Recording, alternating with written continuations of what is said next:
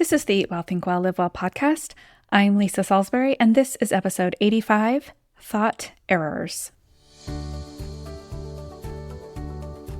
Welcome to Eat Well, Think Well, Live Well, the podcast for women who want to lose weight but are tired of counting and calculating all the food. I'm your host, Lisa Salisbury. I'm a certified health and weight loss coach and life coach, and most importantly, a recovered chronic dieter. I'll teach you to figure out why you are eating when you aren't hungry instead of worrying so much about what you are eating. Hey there, thanks for being here and tuning in to the podcast today. I'm kind of getting to the point where I'm shocked that I'm still coming up with topics and things I want to teach you. When I first started, I thought, well, we'll see how long I can keep this going. And now I'm like, there's so much to talk about. I don't think I'll ever stop. So today we're going to chat about thought errors. I'm hoping I can continue to pronounce that correctly throughout this episode because error is kind of hard for me to say. When I first heard this concept, when I was going through the life coach school training, I thought, well, that's dumb. There's no thought errors. There's only thoughts and then how we react to them or looking at what they create. I also sort of put up a block on this thinking like, you can't tell me what to think.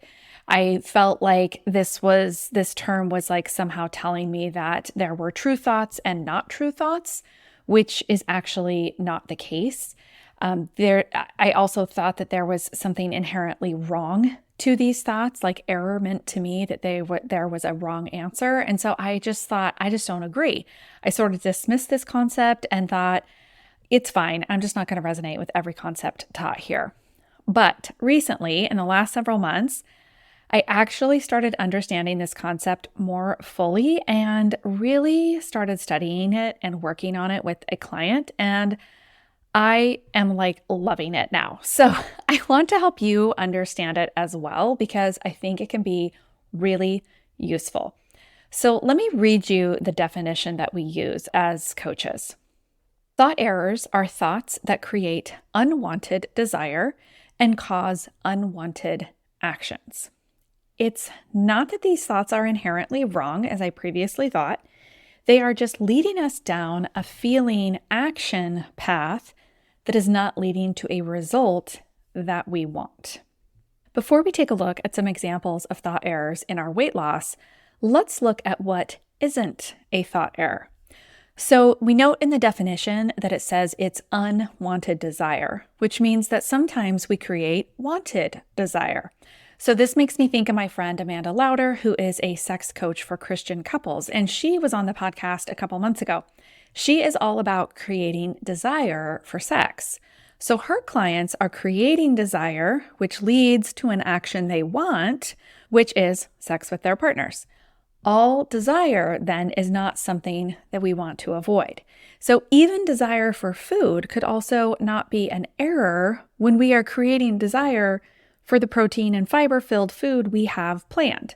I sometimes think about my protein oatmeal that I love during the last bit of my workout, and I think, oh yeah, that is going to taste so good when I'm done. And that creates some amount of desire for that food, and sure enough, in the action line, I eat that. So what would it look like to create unwanted desire? Creating unwanted desire leads to feeling like we are eating against our will or that we are sort of end up feeling out of control around food.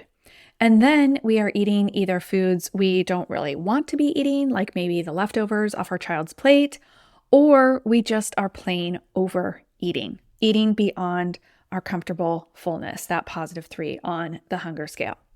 This happens when we aren't really paying attention to our thinking and we find ourselves taking that second helping, nibbling off our partner's appetizer plate, or eating an unplanned dessert. Let's take a look at some thoughts that are examples of thought errors. My client that was really working on this actually came up with a list of 50. Wow. I mean, like she really put in the work. She titled this list, Reasons I Overeat. So if you want to think about this concept of thought errors with that phrasing, reasons that you overeat, that might help you too. So she did give me permission to use some of her examples. And so I'm going to read you some of those. Not all 50, but here's a few that I think you might relate to. I'm trying to avoid starting my next task. The food is going to go bad if it doesn't get eaten. It's Friday/Saturday or Sunday brunch, a fake special occasion. And she has that in quotes. I want to make the most of the opportunity to go out and be kid-free. We're on vacation and I need to take advantage of it. I deserve, in quotes, a treat for getting through a tough go. I've been so good with my eating for a few days or earlier in the day. Someone made it for me and it would be rude to skip it or turn it down. Other people are still eating. Do you resonate with any of these? I think these are so good. I tried to pick ones from her list, like I said, that I think a lot of us are thinking or have thought. If there was one of those in particular that resonates, do you feel some desire for food right now? Like maybe you heard me say, I deserve a treat for getting through a tough go. And you're like, it has been a tough go. Yesterday was so hard. I do deserve a treat. And then do you feel that desire?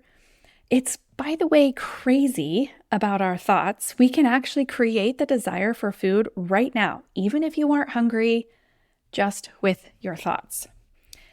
But let's imagine you're out to dinner with your partner and you're thinking, I've got to make the most of this opportunity. We're out and it's kid-free.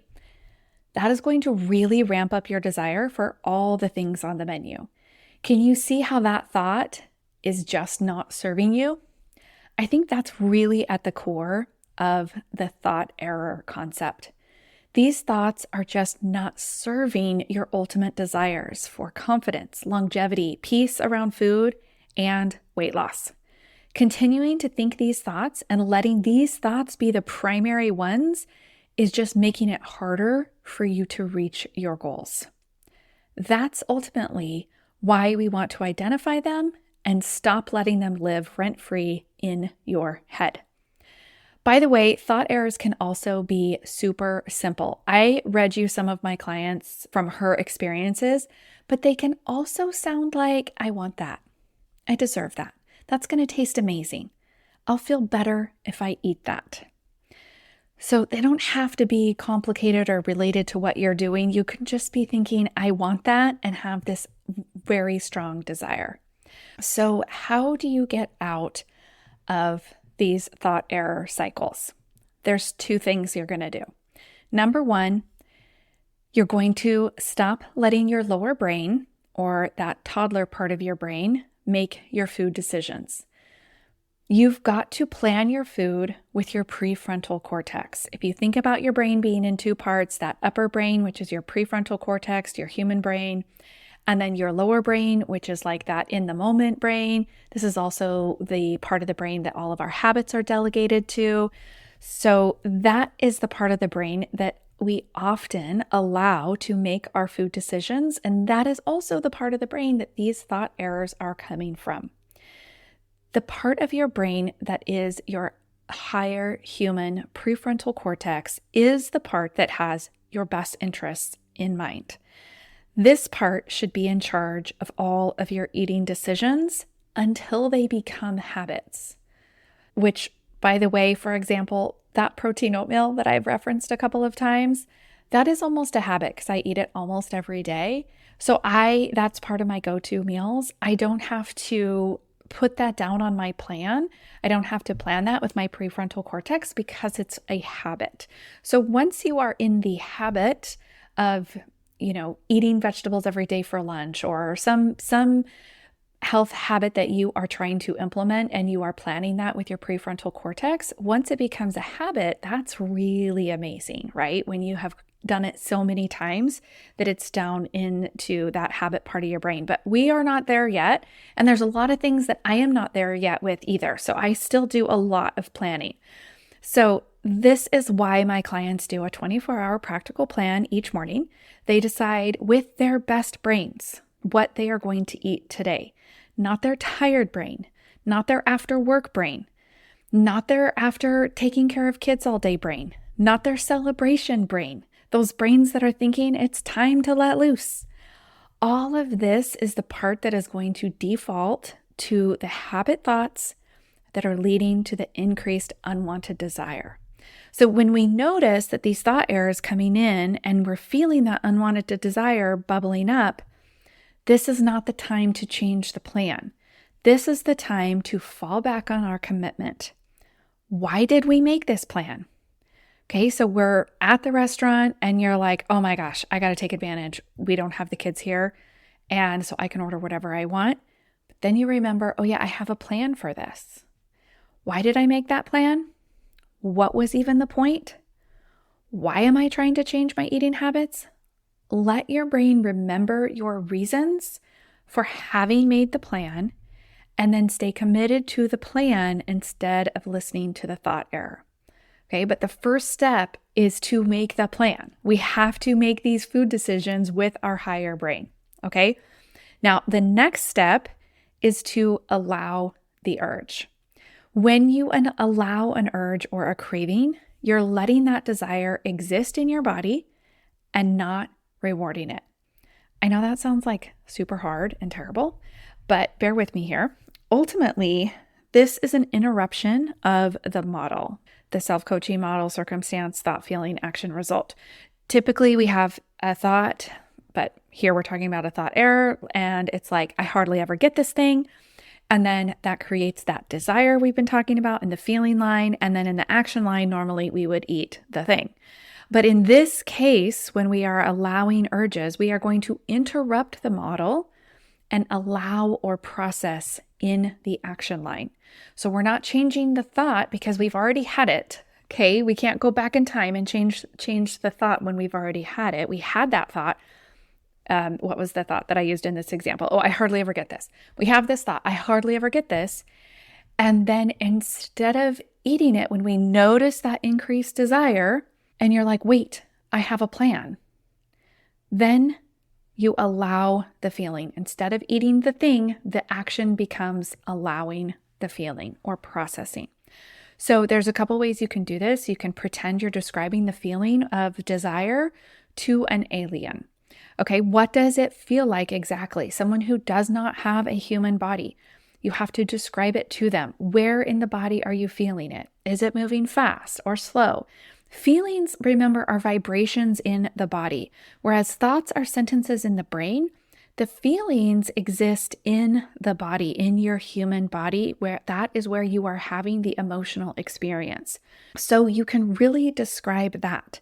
Is it a tightness at the back of your throat, or a pounding in the chest, or a tingling down the arms? If you get really present with your body, even for just a few seconds, you can find that vibration and describe it. Sometimes for me, urges feel like a pull. There is something pulling or stretching in certain parts of my body, usually in my chest. You might also think of describing this as if you are sitting across the room watching you experience it. So try and have like a slightly out of body experience. You can think about watching yourself feel this emotion. What does that look like? And then you're going to move toward the feeling, move toward the vibration and be present with it. Again, without rewarding it. This is really important because so often we just want to shove it down. We want to just tell ourselves, stop feeling that, make it go away. But feeling it and identifying it and actually being present with it will, number one, lessen the drama about it. And number two, will actually make it dissipate faster. Cravings and urges are simply something to process. They are not an emergency. Nothing has actually gone wrong. They happen. And you actually are totally capable of feeling them and moving through it without responding. I believe in you. You can do this. Practicing allowing urges like this will make it become easier and easier. I know you wanted me to say practicing urges will make them not come as often, and that is the case as well. But mostly the more you practice moving through that urge, it will just become so easy to do it that you'll think they're coming less often because you're like, oh yeah, there's a craving, no big deal, and it passes. If you find yourself having a lot of cravings or urges, though, there definitely is some food choice changes we could make to alter that. But I want you to get honest about what you were thinking when that desire came up. Identify it and see if it isn't a thought error. If it's a thought that is causing unwanted desire and leading to unwanted actions, then you'll want to identify it and call it out as it is. Hey, that's a thought error. Just noticing it and labeling it as a thought error can actually go a long way to also helping you process that craving. You are reminding yourself that this is just an error. I'm thinking I deserve this cupcake, but what I really deserve is to sleep well tonight, and this sugar at this time of night is not actually going to help with that. And if you're really ambitious, like my client, then I would encourage you to keep a list as you are noticing these. What are all the reasons that your brain gets you to overeat? These are your own personal thought errors. You might not resonate with any of the ones I shared today. You might have some that are altogether different. She also then went on to create counter thoughts for each thought error. For example, for the thought, this food is going to go bad if it doesn't get eaten, her counter thought to that is, so I should buy less food then. I thought that was so true. She's like, oh, I guess I should buy less. That's good to know. I always have stuff in the pantry or freezer if we are running low. So smart. So smart for her to be like, hey, there's no scarcity here. There's plenty of food. Number one, I guess that's a notice for me to buy less. Number two, there's plenty of food in the pantry. I can let this food go bad. It's a really, really great counter thought. For this one, it's a Friday, Saturday, or a Sunday brunch, this fake special occasion. She said, Friday and Saturday are just other days in the week. There's nothing special about them. Every day counts. Oh, so good. Every day counts. You are important every day. Your goals are important every day. Your commitment is important every day. And for this, the one that we used here, I want to make the most of the opportunity to go out and be kid-free. She said, make the most of the opportunity by focusing on what's important and ending the night feeling good about your choices. And for you, there will be different things that are important than for her. Maybe it's important that you just connect with your partner. Maybe it's girls' night and you're like, I haven't seen my girlfriends in a long time.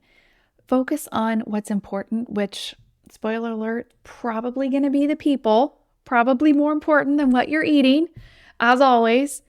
And, end the night feeling like that was such a fun night and not thinking about I should have made different food choices. All right, let me know if you need any help with this concept. One great way to make your decisions ahead of time and to help you with those 24-hour plans is to create your own go-to meals. These are meals that are always on plan, things that you know you like to make and eat. So grab that free guide. It's your go-to meals in the show notes so you can get started creating your own. I give you some examples in there of mine just to get you started. And there's even the recipe for that protein oatmeal that I mentioned that I absolutely love. All right, have a great week. And as always, thanks for listening and sharing the Eat Well, Think Well, Live Well podcast.